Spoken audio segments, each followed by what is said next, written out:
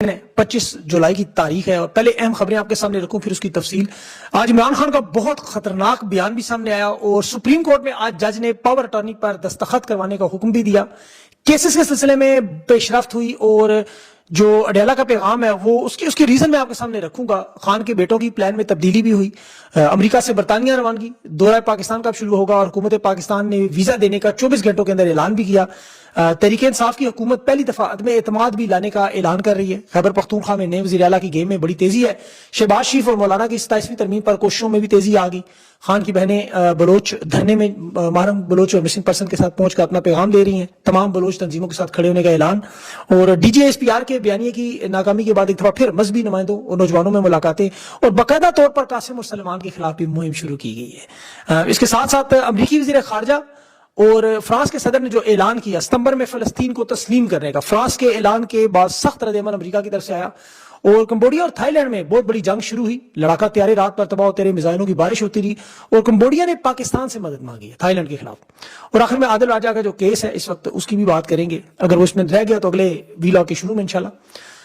सबसे पहले खान के जो बेटों का दौरा, ये अमेरिका का दौरा मुकम्मल हुआ। इसमें अहम मुलाकातें और वजीर खारजा और डोनाल्ड ट्रंप के साथ जो मुलाकात है उसके लिए अगले दौरे के लिए वक्त मिला है। ये मैं आपको बड़ी खबर दे रहा हूं। मेरी इतलात के मुताबिक सदर ट्रंप और वजीर खारजा के साथ इनकी मुलाकात की जो फील्डिंग है वो सेट कर दी गई है। और जो इस दौरे का असल मकसद था कि इमरान खान से मुतल्लिक वो मुहिम जो रुक चुकी थी, आप याद रखें अमेरिका में ये काविश रुक चुकी थी। पाकिस्तानी अब वहां अमरीकी पाकिस्तानी मुतहरक हो चुके हैं। इस दौरे के नतीजे में अब पाकिस्तान में जो तब्दीली देखें कि जो गिरफ्तारी की धमकियां दे रही थी हुकूमत, कल नेशनल टीवी पर ऐलान करती है कि 24 घंटों के अंदर वीजा भी देंगे। अगर नायका मौजूद हुआ तो वो आ सकते हैं, अगर नहीं है तो अर्जेंट वीजा देकर उन्हें अपने घर बनी गाला या जमान पाक जाने की मुकम्मल इजाजत है। कोई रुकावट नहीं बनेंगे, वो जहां जाना चाहे जा सकते हैं। बल्कि पुरअमन तरीके से किसी एहतजाज में भी शामिल हुए तो उन्हें रोका नहीं जाएगा जब तक कानून ना तोड़ा जाए। कानून तो खैर पाकिस्तान में आपको पता है नहीं, बहरहाल जो टूटेगा। लेकिन इसके बावजूद उनका तहरीक का वो हिस्सा अगर बने, अपने वालिद की रिहाई के लिए मैदान में आए तो उस वक्त देखा जाए। देखिए मरियम नवाज भी नवाज शरीफ के लिए निकली थी, कुलसूम नवाज भी नवाज शरीफ के निकली थी, नुसरत भुट्टो, बेनजीर भुट्टो अपने खानदान के लिए। और ये हर उस खानदान का जिस पर किसी का किसी पर तो एहसान होता नहीं, अपने लिए कर रहे होते हैं, इनके अपने वालिद हैं, अपने खानदान के लिए। इस दौरे का जो असल मकसद था वो अमेरिकी मीडिया, इंटरनेशनल मीडिया को एंगेज करना था। मेरे पास इत्तलात है कि इनकी इंटरव्यूज और मीडिया के अगले दौरे में सारा तसलसल शुरू किया। पहली दफा इनका दौरा था पाकिस्तान की मुहिम से पहले। अगस्त के पहले हफ्ते में जो मामला शुरू होने, उसमें जो प्लानिंग जो मेरे तक इत्तलात आई हैं वो कुछ तो इंटरव्यूज में आज एक दो मैं कर रहा हूं, उसमें आपको बहुत सी चीजें नजर आएंगी। लेकिन ये इंटरनेशनल मीडिया को पाकिस्तान साथ लाना चाहते हैं, इंटरनेशनल वफूद को भी। अमेरिका बरतानिया से जो स्पेशल चार्टर्ड जहाज में वो तमाम लोग जो खान के हमदर्द हैं, जो बड़े बड़े नाम हैं, वो इसमें आना चाहिए। मैं अभी वो नाम आपके सामने नहीं रख सकता जब तक कंफर्मेशन हो।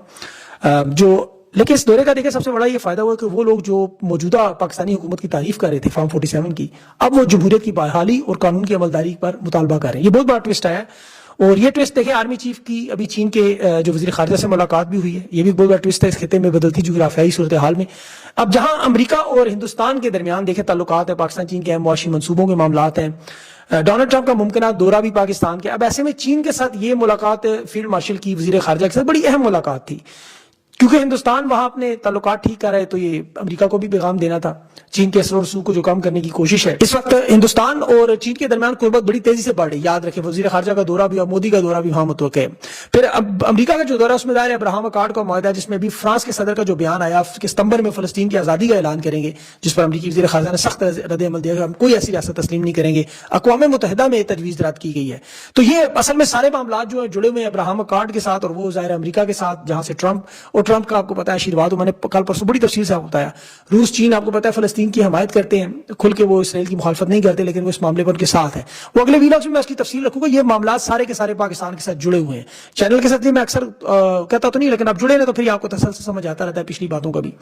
अब खान के केस के हवाले से देखिए, जो सबसे बड़ा मामला जमानत के जो मुस्तरद हुई थी 9 मई के केसेस में, उसमें वकला सुप्रीम कोर्ट जाना चाहते, पावर ऑफ अटर्नी वहां पे क्योंकि साइन नहीं किया दे रहा वो सुप्रिंटेंडेंट गफूर अंजुम, वो वकालतनामों के ऊपर सांप की तरह बैठा हुआ है। अब अलीमा खान की दरख्वास्त पर साजिश दहशतगर्दी के अमजद अली शाह ने, जज ने अडियाला जेल हुकाम को हुक्म दिया है कि वो इमरान खान से वकालतनामे पर आज ही दस्तखत करवा के वकला को देंगे, वो सुप्रीम कोर्ट में अपील दायर करें। अब इसमें देखें सबसे जो अहम मामला इमरान खान की तरफ से आया वो उनका जो बयान, ये जरा आपको बड़ा गौर से समझना होगा। ये मेरे ख्याल में हालिया दिनों में इमरान खान का सबसे सख्त तरीन बयान है और बयान और तज्जिया मैं सारा आपके सामने रखता हूं कि आपको वजूहात समझ आए। थोड़ा सा माजी में जाए, इमरान खान से पहले जेल में उस वक्त जो सबसे मकबूल रहनुमा था उस वक्त का जुल्फ़िकार अली भुट्टो थे। ان کے ساتھ جیل میں غیر انسانی سلوک ہوا. جو ذاتی اناج تھا ضیاء الحق کا، ضیاء الحق آپ کو پتا ہے باقاعدہ طور پر جھک کر بھٹو کے بوٹ پالش کرتا تھا. یہ حقیقت ہی خوشامد کرتا تھا اور بھٹو نے سے کبھی ایک ملازم سے زیادہ حیثیت نہیں دی. ضیاء الحق کے اندر یہ احساس کمتری تھی جو وقت کے ساتھ آہستہ آہستہ دشمنی میں بدلتی رہی. ضیاء الحق نے ذاتی انتقام کو عدالتی قتل کا لباس پہنا کے بھٹو کو پھانسی دی. ذوالفقار علی بھٹو سندھ کا ایک وڈیرا تھا، ایک جاگیردار تھا، عوام میں مقبول تھا، انٹرنیشنل سطح پر اس کا ایک نام تھا، اسلامی ممالک بنانے کی وجہ سے وہ مشہور و مقبول شخصیت ہے اسلامی دنیا میں. برکلے سے، آکسفورڈ سے پڑھا ہوا تھا. اب دوسری طرف ضیاء الحق کے غریب گھرانے کا، معمولی گھرانے کا، ایک جس کا کوئی خاندانی سیاسی پشت بنائی نہیں، ایک ماتحت قسم کی ذہنیت، احساس کمتری کا شکار شخص، خوش آمدی درباری، میر جعفر والی نفسیات، وہی کیفیت. کہاں آکسفورڈ اور برکلی جیسے اداروں سے تعلیم حاصل کرنے والا بین الاقوامی سیاست پہ قداور شخصیت، اور کہاں ضیاء الحق جیسے ایک معمولی افسر، خوش آمدی، چپلوس. اب یہ بھٹو کے پاس پہنچ تو گیا، لیکن یہ جو احساس کمتری تھی، جسے نفسیاتی زبان میں دیکھیں اس رویے کو inferiority complex leading to overcompensation کہا جاتا ہے. اب یہ طاقت ملنے کے بعد انتقام کی صورت میں آتی ہے. اسے ماہرین جو نارسسسٹ ریونج بھی کہتے ہیں، یا انگریزی میں سے displaced aggression due to inferiority complex بھی کہا جاتا ہے. لیکن اردو میں آپ اسے دیکھیں تو اس لیول پر جو نفرت ہے ضیاء الحق ہے، اور لفظ کیا ہے؟ قبر ایک مردے دو. ذوالفقار علی بھٹو کے ساتھ وہ پھر بھی وہ ایسے کام نہیں کر سکا جو آج عمران خان کے ساتھ ہو. یہ بات اب آپ سمجھے. آپ 1971 کی کتابیں پڑھیں، افسران کی لکھی ہوئی. پاکستان کے 93,000 قیدی تھے، ہندوستان میں گئے، انہیں کس طرح رکھا گیا؟ محبت اور پیار سے، کوئی ظلم و ستم نہیں ہوا. جنرل ارولہ کے نیازی کے ساتھ دستخط کی وہ آپ منظر نامہ دیکھیں. کلبھوشن یادو کو آج دیکھیں پاکستان میں کتنے پیار سے رکھا گیا. احسان اللہ احسان جیسے دہشت گردوں کو پاکستان کے سرکاری ریسٹ ہاؤسوں میں پورے خاندان کے بچے ہوتے رہے اس دوران. بریگیڈیئر رضوان غداری میں سزائے موت پاکستان میں، اڈیالہ جیل میں شہزادوں کی طرح رہ رہے. اور عمران خان کو وضو کے لیے پانی بھی گندا دیا جائے تاکہ بیماریاں جنم لیں. اسے توڑنے کے لیے یہ سفید ٹارچر. یہ معاملہ کیا ہے؟ احساس کمتری. اگر آپ کو سمجھ آ جائے، خان کے ساتھ وہ جو نوٹس لینے والے لوگ تھے نا، سلوٹ مارنے والے، طاقت میں پہنچ چکے ہیں. زبردستی ہے جیسے فارم 47 بنا. یہ خان سے ظلم و ستم اپنا انتقام ہے. وہ جو عمران خان کا آپ کو پیغام یاد ہے نا، آپا کے ساتھ ملاقات والا، اس کے بعد ظلم و ستم میں اضافہ ہوا. زلمے خلیل زاد نے بھی بڑی زبردست بات کی کہ ایک تو عمران خان کی ظاہر وہ حمایت کر رہے ہیں کہ واپسی ہو، اور اس وجہ سے نہیں خان کی، وہ کہہ رہے ہیں اس سے فوج کے کنٹرول سے میلٹ ڈاؤن ہو رہا ہے. بھارت سے جنگ جیتنے کے بعد اب جو خود اعتمادی ہے وہ معاملات کو خراب کر رہی ہے.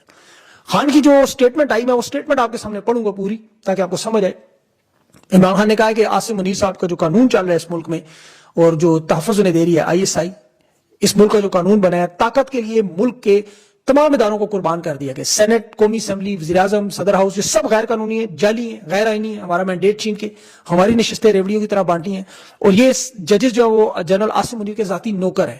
سردار سکندر سلطان راجہ کا وقت پورا ہو چکا ہے لیکن اسے ابھی تک رکھا گیا ہے. اسلام آباد ہائی کورٹ کا جج جو ہے وہ ہماری 6 مہینوں سے اپیل نہیں سن رہا، کیونکہ یہ براہ راست عاصم منیر صاحب سے ہدایات لیتا ہے اور یہ پاکستان کو ایک جاگیر کی طرح چلا رہے ہیں.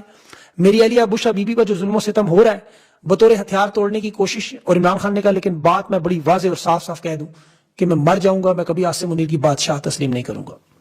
یہ قبضہ گروپ ہے جنہوں نے زبردستی قبضہ کیا ہوا ہے، اور یہ ڈاکو ڈفر الائنس ہے. 26ویں ترمیم سے انہوں نے جو خود مختاری کی ہے.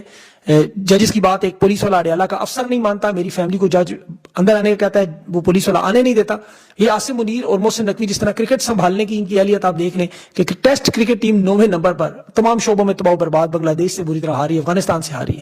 اور میرے اوپر ٹارچر کر کے 22 گھنٹے جو مجھے جیل میں رکھا، قید تنہائی میں رکھا گیا، کتابیں نہیں دی جا رہی. یہ عالمی انسانی حقوق کی بدترین پامالی ہے کہ 3 گھنٹے کے حکم کے بعد جج نے مجھے 1 کتاب دی. میری فیملی نے 25 کتابیں مجھے بھیجی، لیکن یہ سپرنٹینڈنٹ اڈیالہ جیل غفور انجم ٹارچر کے ذریعے مجھے نہیں مطلب یہ سارے معاملات ہونے دیتا. بچوں سے ملاقات، بات چیت ساری. اور عمران خان نے کہا میرے بچے عالمی عدالت میں جائیں گے. وہ کسی سے مدد نہیں مانگ رہے، اپنے حقوق کی آواز بلند کر رہے ہیں. اور جب ٹرمپ کی حکومت بھی آئی تو عمران خان نے کہا میں نے کہا تھا پاکستان کے فیصلے پاکستان میں ہوں گے. ہم نے تمام دروازے پاکستان میں کھٹکھٹائے، کسی نے سنوائی نہیں کی. لیکن ایک مرتبہ میں نے صرف مذاکرات کا آغاز صرف ایک دفعہ، وہ 26 نومبر اور 9 مئی کے کمیشن کے مطالبے کے ساتھ کا. لیکن 26 نومبر کو انہوں نے نہتے عوام پر گولیاں چلا دی، اور اس کے بعد اب بات چیت کی کوئی گنجائش نہیں. یہ گروپ نظام قبضہ کر چکا ہے. اور خان نے پارٹی کو بیرسٹر گوہر، سلمان اکرم راجہ، علی مین کو، جنید اکبر کو تحریک چلاؤ، ورنہ یہ قبضہ گروپ آپ کی پارلیمانی پارٹی بھی آہستہ آہستہ تباہ کر دیں گے. لیکن خان نے کہا میں ڈٹ کے کھڑا ہوں، 80% قوم میرے ساتھ ہے، خوف کے بت توڑ دیں. اور یہ پارٹی قیادت اور پاکستان کی عوام کو یہ بیانیہ اٹھانا ہوگا. تحریک انصاف کے سوشل میڈیا کو اس پہ نظر رکھنی چاہیے، کون اس ٹویٹ کو ری ٹویٹ کرتا ہے یا نہیں کرتا، وہاں سے آپ کو سمجھ آ جائے گی. لیکن اس وقت محسن نقوی اور علی مین گنڈا پور کے درمیان ایک باقاعدہ پلاننگ کے ساتھ جھڑپ شروع ہوئی ہے. یہ جو آپ دیکھ رہے تھے نا کل MISI پہ، یہ میرا خیال میں ڈیکوائے ہے، مطلب آپ کی توجہ ہٹانے کے لیے. محسن نقوی نے ایک ٹویٹ کی ہے ابھی ایک کہ یہ ایک صوبائی عہدیدار ڈیرہ اسماعیل خان میں طالبان کو ہر مہینے بھتہ دے کے اپنی جان بچاتا ہے، لیکن ان کو اپنا نہیں پتا. بہت سارے پاکستانیوں کو بھی نہیں پتا کہ یہ خود لشکر جنگی کے سربراہ ملک اسحاق کو پیسے دے کے یہ چینل کے مالک تھے اس وقت، تو اپنی جان بچاتے رہے، شہباز شریف بچاتے رہے، یہ بتا دیتے رہے سب کے سب کہ ہماری طرف نہ آئے، باقی جو مرضی کریں، یہ اتنے کمزور تھے۔ بہرحال اب میں اس پہ زیادہ بات نہیں کرنا چاہتا۔ عمران خان کا یہ جو بیٹوں کا معاملہ ہے، اس کی مہم بھی ایک چل رہی ہے، وہ بھی بتانا آپ کو ضروری ہے۔ اس میں سرفہرست تو پرویز الہی کی گاڑی کے سامنے جو طلال چودھری صاحب ہیں، وہ آپ کو پتا وہ لیڈ کر رہے ہیں نون لیگ کے وہ تمام لوگ جو میاں نواز شریف کی اس گھٹیا سیاست کے علمبردار ہیں، جس میں بے نظیر بھٹو کی جہازوں سے فحش اور گندی تصویریں گرائی گئی، بے نظیر بھٹو کے ساتھ ایران کے اسکینڈل بنائے گئے، اخبارات میں باقاعدہ چھپواتے تھے، کتابیں لکھواتے تھے ان کے اوپر، اور یہ عوام میں وہی پروپیگنڈا کہ جیمز گولڈ سمتھ اسرائیل کا پانی اندازہ کریں مجھے تو کی عقل کی حالت میں ایسی آ رہی تھی۔ قاسم اور سلمان کی جی کون سا گوشت کھاتے ہیں، پیتے کیا ہیں، کل یہ کہیں گے کہ پتہ نہیں خطرے ہو چکے ہیں کہ نہیں، یہ نمازیں پڑھتے ہیں کہ نہیں، بحث مباحثہ اس پہ ان کے باقاعدہ بیٹھے ہوئے سارے طریقے صاحب کے ورکرز کو بھی وہ بھی کوئی پیچھے نہیں رہے، دیکھیں خیال کرنا چاہیے انہیں، وہ بھی مریم نواز صاحبہ کے بارے میں، نواز شریف کے بارے میں ایسی باتیں کر رہے ہیں، مطلب قطر کے شیخ کا ذکر کرنا، پنڈی کے ساتھ تعلقات، کیپٹن صفدر کے 2024 کی شادی ختم ہو چکی ہے مریم نواز صاحبہ کی، مطلب دیکھیں یہ ان کی بیٹی کے، مطلب اس طرح کی باتیں نہیں کر رہی، یہ کچھ ایسی باتیں دہرائی نہیں جا سکتی۔ سیاستدان پبلک پراپرٹی ہیں بالکل، لیکن بلو دا بیلٹ نہ ہٹ کریں، اور خاص طور پہ ایسے لوگ جو سیاست میں شامل نہیں ہیں، دونوں جماعتوں کو، سب لوگوں کو خیال رکھنا چاہیے، چاہے وہ مریم نواز ہو، نواز شریف ہو، بلاول ہو، عمران خان کا خاندان کسی کا بھی ہو، جو غیر سیاسی لوگ ہیں انہیں اس طرح کے معاملات میں نہ الجھائیں۔ اور ویسے بھی یہ دیکھیں ان کا ذاتی فعل ہے، ذاتی زندگی میں کوئی کیا کرتا ہے، نواز شریف کیا کھاتا ہے، کس سے ملتا ہے، مریم نواز کیا کرتی ہیں، کدھر جاتی ہیں، یہ ان کی ذاتی زندگی ہے۔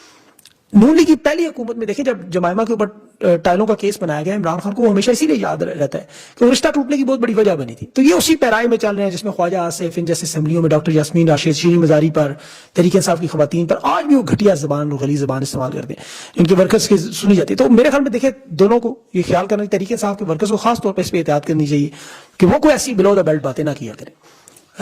غیر سیاسی لوگ جو اہل خانہ دیکھیں ان کی جو رہائی ہے، ان کی جو سختی ہے، وہ خوشی سے نہیں نکلتے۔ آج قاسم اور سلمان کے پاس بہت کچھ ہے زندگی میں کرنے کو۔ اب نواز شریف کے بیٹے اگر اپنے دادی کے انتقال پر نہیں آتے، اپنے والد کی جیل پر نہیں آتے تو ان کی مرضی ہے، اگر قاسم سلمان آ رہے تو ان کی مرضی ہے، ان کا سیاست سے کوئی تعلق نہیں ہے۔ بہرحال آگے بڑھتے ہوئے 9 منتخب اراکین سینٹ کے جو ہے وہ پہلی پریس کانفرنس کر رہے تھے۔ مرزا افریدی نے یوسف رضا گیلانی کے خلاف، چیئرمین سینٹ اور ڈپٹی چیئرمین کے خلاف عدم اعتماد لانے کا اعلان کیا کہ مشاورت کے بعد ہم لائیں گے۔ اب یہ دیکھنا ہوگا اس میں کیا معاملہ ہے۔ اور بلوچ دھرنے میں آج بلوچ رہنما بڑے خوش تھے کہ بلوچ مائیں بہنیں جو اسلام آباد پریس کلب میں اپنے پیاروں کی بازیابی کے لیے بیٹھی ہیں، وہاں عمران خان کی بہنیں بھی گئیں۔ یہ دیکھیں 3 سال پہلے بھی سردی کے موسم میں پھٹی ہوئی جوتیوں کے ساتھ آئی تھیں مائیں بہنیں، احتجاج کر رہے تھے، اس وقت سردی شدید تھی، آج گرمی شدید ہے، ان کا فرش عذاب بچھا ہوا ہے وہاں، ریاست کے انتقام کی کارروائیوں کے سامنے بیٹھی، ماروائی عدالت ان کے اوپر جو ظلم ہوتے ہیں اس کا وہ برداشت کر رہی ہیں۔ مریم نواز بھی ان کے دھرنے میں گئی تھی، آپ کو یاد ہوگا، لیکن وہ اتنی بزدل نکلی کہ انہوں نے آ کے ٹویٹ ڈیلیٹ کر دی، اور اس کے بعد دوبارہ کبھی زندگی میں بلوچ نام ان کے منہ پر نہیں اور انہیں اقتدار مل گیا۔ ظاہر ہے اسی سلسلے کی کڑی ہے۔ لیکن آج دیکھیں اگر علیمہ خان بھی موجود ہے تو کل یہ اقتدار میں آئیں گے تو ان کا بھی ان سے ہم سوال پوچھیں گے آج بلوچ معاملے کا کیا بنا۔ تو اس معاملے کو ہمیں بھولنا نہیں چاہیے۔ زیادتی ظلم جہاں بھی دنیا میں کہیں ہو اس پہ ہمیں آواز اٹھانی ہے، چاہے وہ پاکستان ہو، فلسطین ہو، یا دنیا میں کہیں بھی ہو، غیر مذہب ہو، جو مرضی ہو، ہمیں ان کا ساتھ دینا ہے، یہی ہم سب لوگوں کا مشن ہونا چاہیے، اللہ کا حکم ہے۔ اپنا خیال رکھیں، مجھے اجازت دیں، اللہ حافظ۔